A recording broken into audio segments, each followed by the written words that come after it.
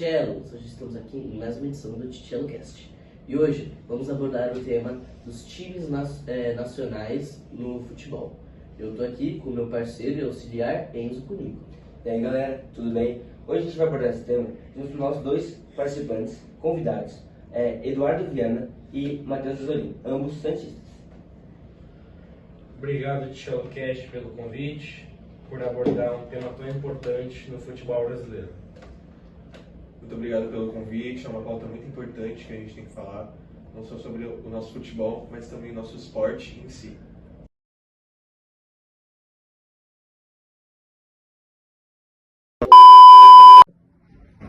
Vocês querem ver todas essas camisas? Então utilize o cupom TCHELLOCAST15 da Netshoes. E aí, Tchellos, voltamos dos comerciais. Inclusive, utilize Tchello Cash 15 na Netshoes. Mas agora, eu tenho uma pergunta para vocês. O que vocês acham que pode ser feito para mudar as torcidas organizadas em um ambiente mais saudável para se frequentar?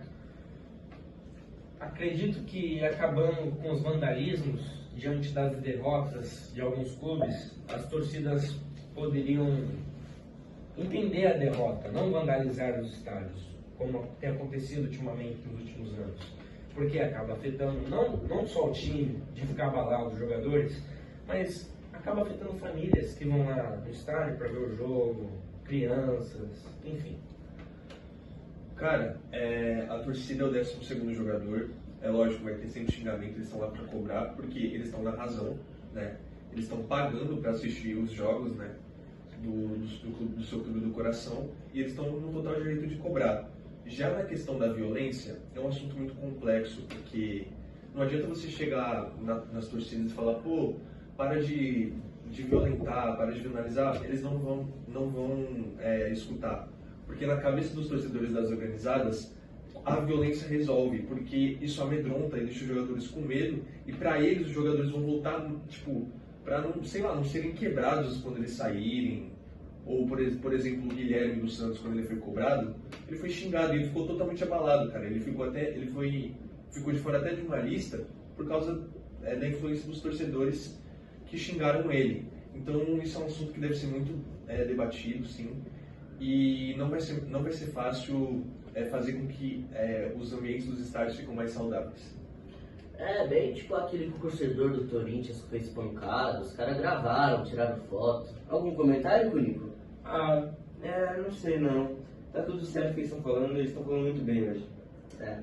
Enfim, agora me digam, quais torcidas organizadas você acha que mais traz problema para Brasileirão, estaduais, internacionais e etc?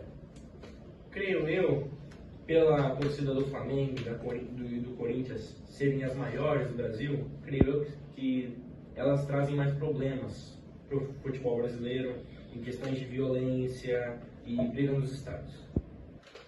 Cara, não tem definição de qual que é a torcida mais perigosa ou qual que é mais violenta. Para falar a verdade, a maior parte das organizadas são violentas e sem motivo algum. A maioria dos times grandes do Brasileirão, tanto de times pequenos quanto de times grandes, as torcidas são violentas, principalmente em clássicos. Eu queria fazer um comentário. Pode ser? Por favor.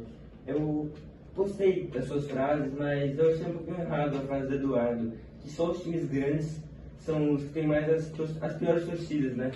Assim, a gente vê os jogos de Série B, Série D, Série C, eles têm muito mais brigas, como Santa Cruz. As brigas que eles fazem é muito grande. Remo, Paysandu também, um monte de time. Assim, os grandes também fazem, né? Palmeiras e Cruzeiro, Vasco, Santos, Corinthians também, Palmeiras, Flamengo. Então, é isso, né? Pode falar. Tudo bem, cada um com suas opiniões. Algo bem... Superchat? Sim. Opa! Gustavo PVO mandou R$300. O que vocês acham da emboscada do Palmeiras no ônibus do Cruzeiro? Um assunto atual, uma boa pergunta. Valeu, Gustavo Pelhó. Enfim, qual a opinião dos dois sobre isso? Cara, eu acho assim, tu não pode ver uns torcedores chegando no estádio, indo acompanhar o time depois de uma viagem muito longa, jogar pedra, vandalizar o ônibus dos torcedores. Isso é totalmente inadequado para o nosso esporte. As torcidas estão lá para apoiar o time, não para arrumar confusão uma entre as outras. Cara, pra mim, rivalidade é só dentro de campo, né?